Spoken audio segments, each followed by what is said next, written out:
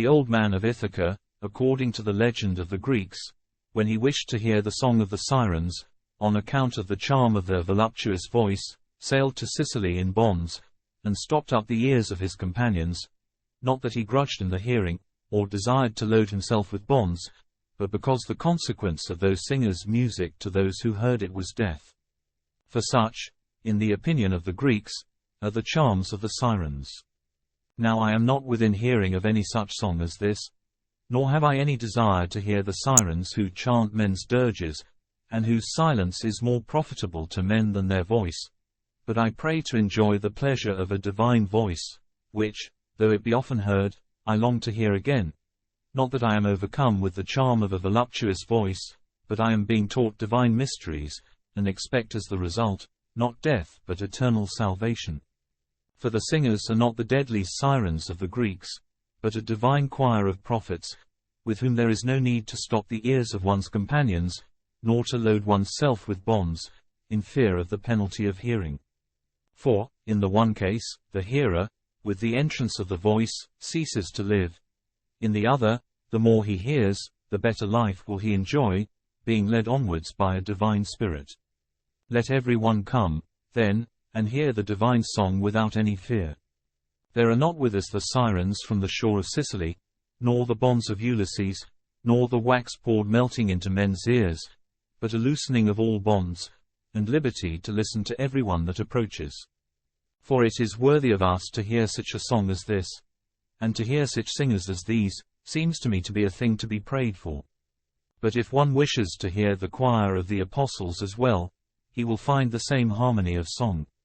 For the others sang beforehand the divine plan in a mystical manner, but these sing an interpretation of what has been mystically announced by the former. O concordant harmony, composed by the divine Spirit! O the comeliness of those who sing of the mysteries of God! O that I also may join in these songs in my prayer! Let us then also sing the like song, and raise the hymn to the Holy Father, glorifying in the Spirit Jesus, who is in his bosom. John chapter 1 verse 18. Shun not, man, a spiritual hymn, nor be ill-disposed to listen to it. Death belongs not to it. A story of salvation is our song. Already I seem to taste better enjoyments, as I discourse on such subjects as these, and especially when there is before me such a flowering meadow, that is to say, our assembly of those who unite in singing and hearing the divine mysteries.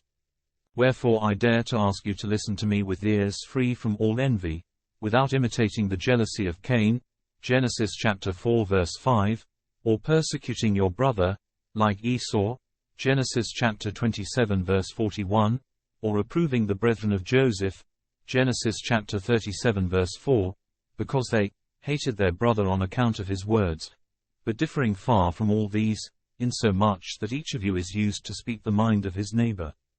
And, on this account, there is no evil jealousy among you, as you have undertaken to supply your brother's deficiencies. O noble audience, and venerable company, and spiritual food, that I may ever have a right to share in such pleasures, be this my prayer. As I was walking yesterday evening, my friend, along the shore of the sea, and was gazing on it somewhat intently, I saw an extraordinary instance of divine power, and a work of art produced by wise science, if at least such a thing may be called a work of art.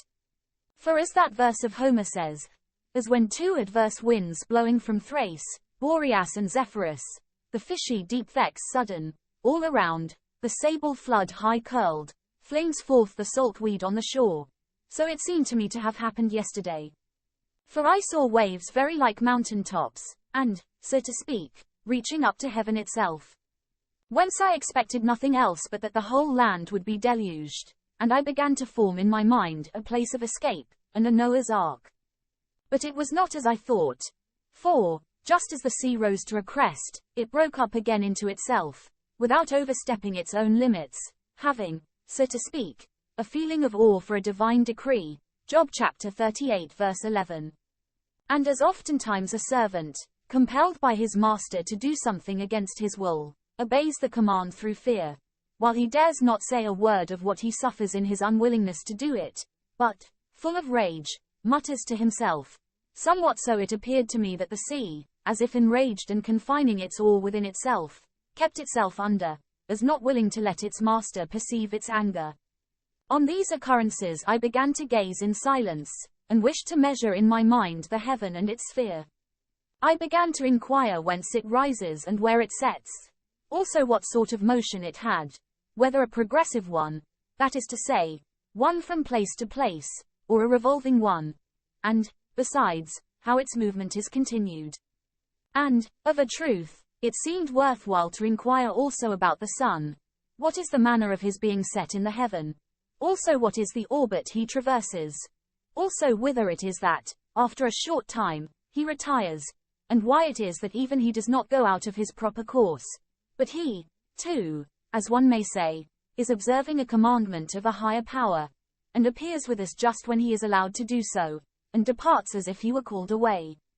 So, as I was investigating these things, I saw that the sunshine was departing, and the daylight failing, and that immediately darkness came on, and the sun was succeeded by the moon, who, at her first rising, was not of full size, but after advancing in her course presented a larger appearance. And I did not cease inquiring about her also, but examined the cause of her waning and waxing, and why it is that she, too, observes the revolution of days, and it seemed to me from all this that there is a divine government and power controlling the whole, which we may justly call God. And thereupon I began to praise the Creator, as I saw the earth fast fixed, and living creatures in such variety, and the blossoms of plants with their many hues. But my mind did not rest upon these things alone, but thereupon I began to inquire whence they have their origin, whether from some source eternally co-existent with God, or from himself alone, none co-existing with him, for that he has made nothing out of that which has no existence appeared to me the right view to take, unless my reason were altogether untrustworthy. For it is the nature of things which come into being to derive their origin from what is already existing. And it seemed to me that it might be said with equal truth, that nothing is eternally co-existent with God distinct from himself, but that whatever exists has its origin from him, and I was persuaded of this also by the undeniable disposition of the elements, and by the orderly arrangement of nature about them. So, with some such thoughts of the fair order of things, I returned home. But on the day following, that is today, as I came I saw two beings of the same race, I mean men, striking and abusing one another, and another, again, wishing to strip his neighbor. And now some began to venture upon a more terrible deed, for one stripped a corpse, and exposed again to the light of day a body that had been once hidden in the earth, and treated a form like his own with such insult as to leave the corpse to be food for dogs, while another bared his sword, and attacked a man like himself. And he wanted to procure safety by flight, but the other ceased not from pursuing, nor would control his anger. And why should I say more? It is enough that he attacked him, and at once smote him with his sword. So the wounded man became a suppliant to his fellow, and spread out his hands in supplication, and was willing to give up his clothing, and only made a claim for life.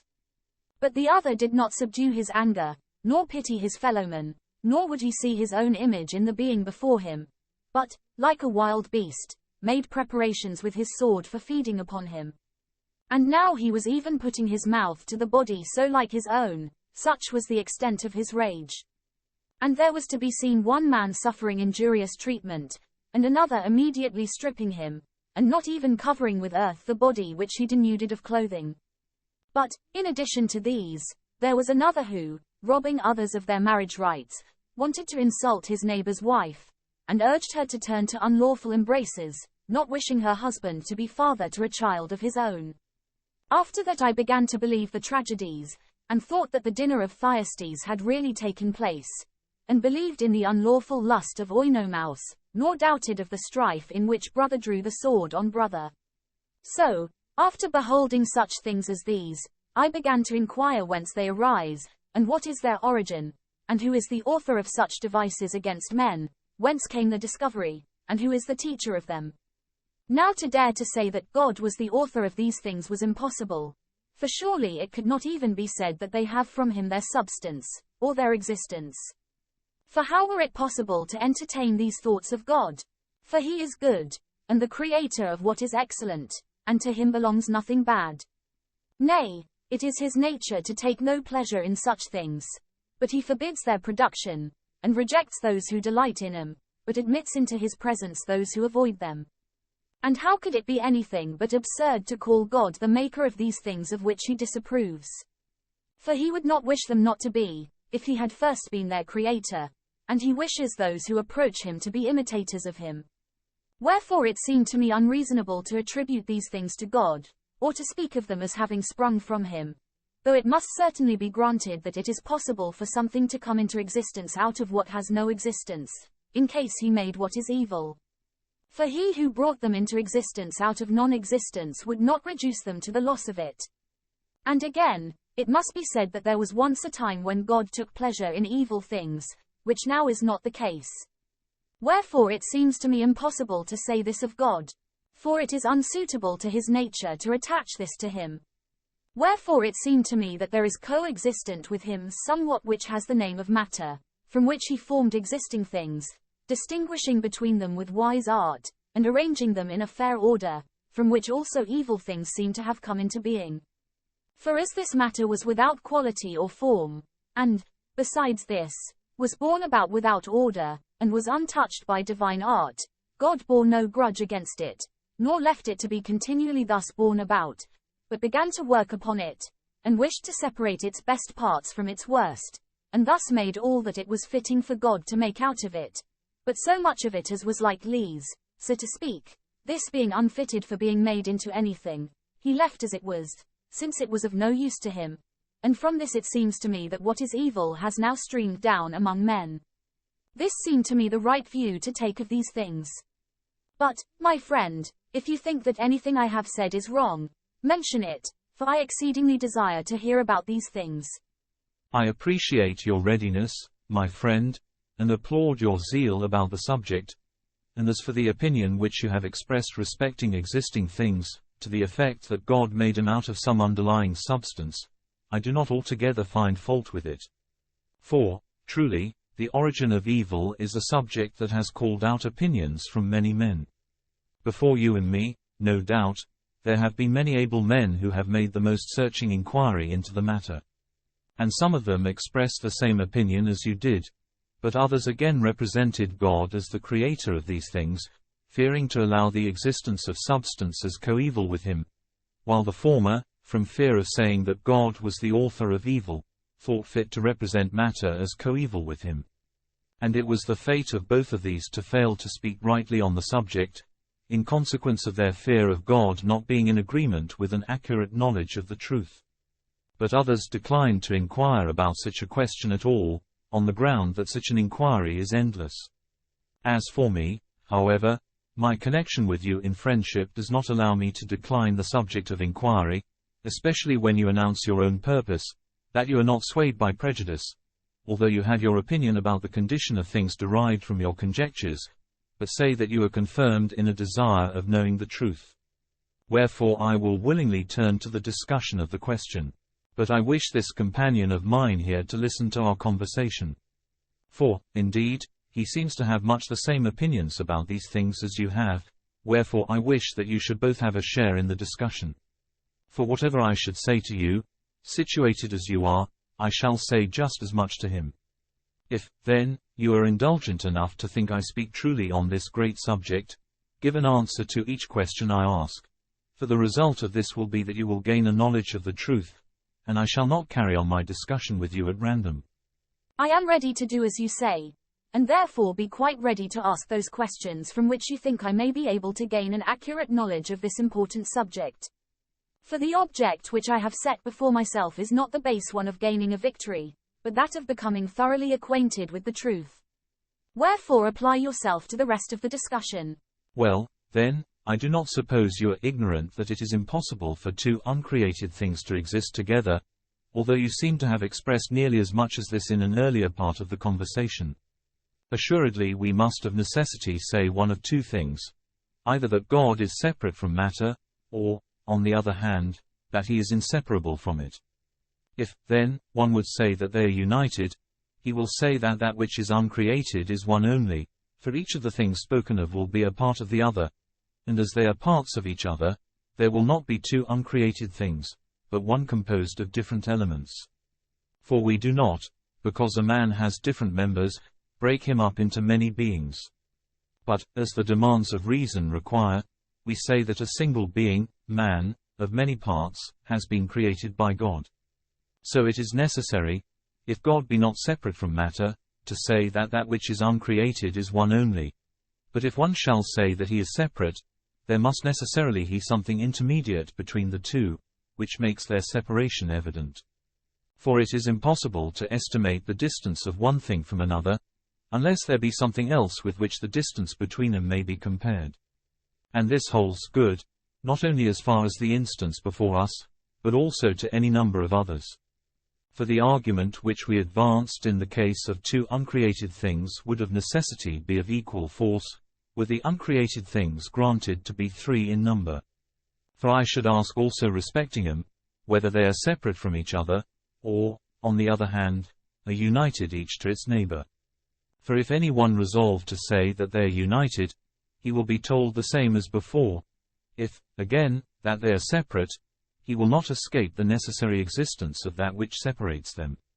If, then, any one were to say that there is a third account which might fitly be given of uncreated things, namely, that neither is God separate from matter, nor, again, are they united as part of a whole, but that God is locally situate in matter, and matter in God, he must be told as the consequence, that if we say that God is placed in matter, we must of necessity say that he is contained within limits, and circumscribed by matter.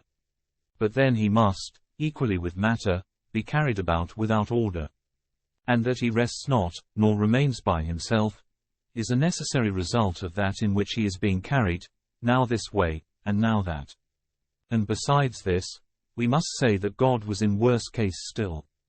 For if matter were once without order, and he, determining to change it for the better, put it into order, there was a time when God was in that which had no order. And I might fairly ask this question also, whether God filled matter completely, or existed in some part of it. For if one resolved to say that God was in some part of matter, how far smaller than matter does he make him? That is, if a part of it contained God altogether. But if he were to say that he is in all of it, and is extended through the whole of matter, he must tell us how he wrought upon it. For we must say that there was a sort of contraction of God, which being effected, he wrought upon that from which he was withdrawn, or else that he wrought in union with matter, without having a place of withdrawal. But if any one say that matter is in God, there is equal need of inquiry, namely, whether it is by his being separated from himself, and as creatures exist in the air, by his being divided and parted for the reception of the beings that are in him, or whether it is locally situated, that is to say, as water in land. For if we were to say, as in the air, we must say that God is divisible. But if, as water in earth, since matter was without order and arrangement, and besides, contained what was evil, we must say, that in God were to be found the disorderly and the evil. Now this seems to me an unbecoming conclusion, nay, more a dangerous one. For you wish for the existence of matter, that you may avoid saying that God is the author of evil, and, determining to avoid this, you say that he is the receptacle of evil. If, then, under the supposition that matter is separate from created substances, you had said that it is uncreated, I should have said much about it, to prove that it is impossible for it to be uncreated. But since you say that the question of the origin of evil is the cause of this supposition, it therefore seems to me right to proceed to inquire into this. For when it is clearly stated how evil exists, and that it is not possible to say that God is the cause of evil, because of matter being subject to him, it seems to me to destroy such a supposition, to remark, that if God created the qualities which did not exist, he equally created the substances. Do you say then, that there coexists with God matter without qualities out of which he formed the beginning of this world? Sir, I think. If, then, matter had no qualities, and the world were produced by God, and qualities exist in the world, then God is the maker of qualities. It is so. Now, as I heard you say some time ago that it is impossible for anything to conic into being out of that which has no existence, answer my question. Do you think that the qualities of the world were not produced out of any existing qualities? I do. and that they are something distinct from substances. Yes. If, then, qualities were neither made by God out of any ready at hand, nor derive their existence from substances, because they are not substances, we must say that they were produced by God out of what had no existence. Wherefore I thought you spoke extravagantly in saying that it was impossible to suppose that anything was produced by God out of what did not exist. But let our discussion of this matter stand thus. For truly we see among ourselves men making things out of what does not exist, although they seem for the most part to be making them with something. As, for instance, we may have an example in the case of architects, for they truly do not make cities out of cities, nor in like manner temples out of temples. But if, because substances underlie these things, you think that the builders make them out of what does exist, you are mistaken in your calculation. For it is not the substance which makes the city or the temples, but art applied to substance. And this art is not produced out of some art which lies in the substances themselves, but from that which is not in them. But you seem likely to meet me with this argument, that the artificer makes the art which is connected with the substance out of the art which he has. Now I think it is a good reply to this to say, that in man it is not produced from any art lying beneath, for it is not to be granted that substance by itself is art. For art is in the class of accidents, and is one of the things that have an existence only when they are employed about some substance. For man will exist even without the art of building, but it will have no existence unless man be previously in being. Whence we must say that it is in the nature of things for arts to be produced in men out of what has no existence. If, then, we have shown that this is so in the case of men, why was it improper to say that God is able to make not only qualities, but also substances, out of that which has no existence? For as it appears possible for something to be produced out of what exists not, it is evident that this is the case with substances. To return to the question of evil, do you think evil comes under the head of substances, or of qualities of substances? Of qualities.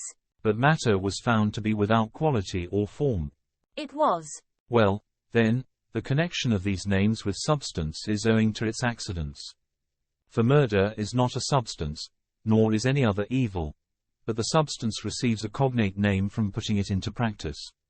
For a man is not spoken of as murder, but by committing it he receives the derived name of murderer, without being himself murder, and, to speak concisely, no other evil is a substance, but by practicing any evil, it can be called evil. Similarly consider, if you imagine anything else to be the cause of evil to men, that it too is evil by reason of its acting by them, and suggesting the committal of evil. For a man is evil in consequence of his actions. For he is said to be evil, because he is the doer of evil. Now what a man does, is not the man himself, but his activity, and it is from his actions that he receives the title of evil. For if we were to say that he is that which he does, and he commits murders, adulteries, and such like, he will be all these. Now if he is these, then when they are produced he has an existence, but when they are not, he too ceases to be. Now these things are produced by men. Men then will be the authors of them, and the causes of their existing or not existing. But if each man is evil in consequence of what he practices, and what he practices has an origin, he also made a beginning in evil, and evil too had a beginning. Now if this is the case, no one is without a beginning in evil, nor evil things without an origin. Well, my friend, you seem to me to have argued sufficiently against the other side. For you appeared to draw right conclusions from the premises which we granted to the discussion.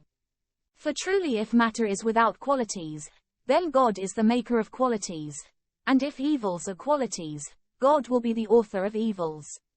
But it seems to me false to say that matter is without qualities, for it cannot be said respecting any substance that it is without qualities.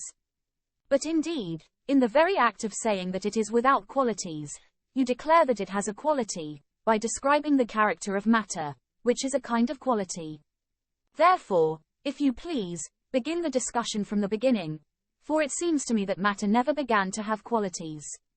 For such being the case, I assert, my friend, that evil arises from its emanation. If matter were possessed of qualities from eternity, of what will God be the creator? For if we say substances, we speak of them as pre-existing. If, again, we say qualities, these too are declared to have an existence. Since, then, both substances and qualities exist, it seems to me superfluous to call God a creator. But answer me a question. In what way do you say that God was a creator? Was it by changing the existence of those substances into non-existence, or by changing the qualities while he preserved the substances? I think that there was no change of the substances, but only of the qualities, and in respect to these we call God a creator. And just as if one might chance to say that a house was made of stones, it cannot be said of them that they do not still continue stones in substance, because they are called a house. For I affirm that the house is made by the quality of construction. So I think that God, while substance remained, produced a change of its qualifies, by reason of which I say that this world was made by God. Do you think, too, that evil is among the qualities of substances? I do. And were these qualities in matter from the first, or had they a beginning? I say that these qualities were eternally co-existent with matter. But do you not say that God has made a change in the qualities? I do say this.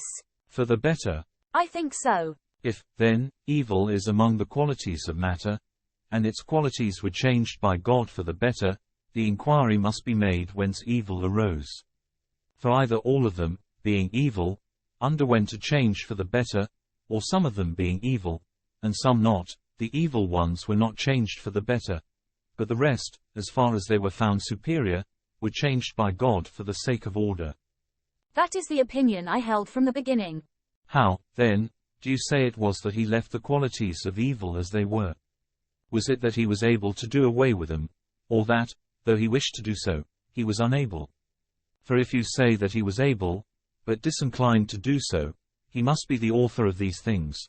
Because, while he had power to bring evil to an end, he allowed it to remain as it was, especially when he had begun to work upon matter. For if he had had nothing at all to do with matter, he would not have been the author of what he allowed to remain. But since he works upon a part of it, and leaves a part of it to itself, while he has power to change it for the better, I think he is the author of evil, since he left part of matter in its vileness. He wrought then for the ruin of a part, and, in this respect, it seems to me that this part was chiefly injured by his arranging it in matter, so that it became partaker of evil. For before matter was put in order, it was without the perception of evil, but now each of its parts has the capacity of perceiving evil. Now, take an example in the case of man. Previously to becoming a living creature, he was insensible to evil, but from the time when he is fashioned by God into the form of man, he gains the perception of approaching evil. So this act of God, which you say was done for the benefit of matter, is found to have happened to it rather for the worse. But if you say that God was not able to stop evil, does the impossibility result from his being naturally weak, or from his being overcome by fear, and in subjection to some more powerful being? See which of these you would like to attribute to the Almighty and good God. But, again, answer me about matter. Is matter simple or compound? For if matter be simple and uniform, and the universe compound, and composed of different substances, it is impossible to say that it is made of matter, because compound things cannot be composed of one pure and simple ingredient. For composition indicates the mixture of several simple things. But if, on the other hand, you say that matter is compound, it has been entirely composed of simple elements, and they were once each separately simple, and by their composition matter was produced. For compound things derive their composition from simple things. So there was once a time when matter did not exist, that is to say, before the combination of the simple elements. But if there was once a time when matter did not exist, and there was never a time when what is uncreated did not exist, then matter is not uncreated. And from this it follows that there are many things which are uncreated. For if God were uncreated, and the simple elements of which matter was composed were uncreated, the number of the uncreated would be more than 2. But to omit inquiring what are the simple elements, matter or form, for this would be followed by many absurdities, let me ask, do you think that nothing that exists is contrary to itself? I do. Yet water is contrary to fire, and darkness to light, and heat to cold, and moisture to dryness. I think it is.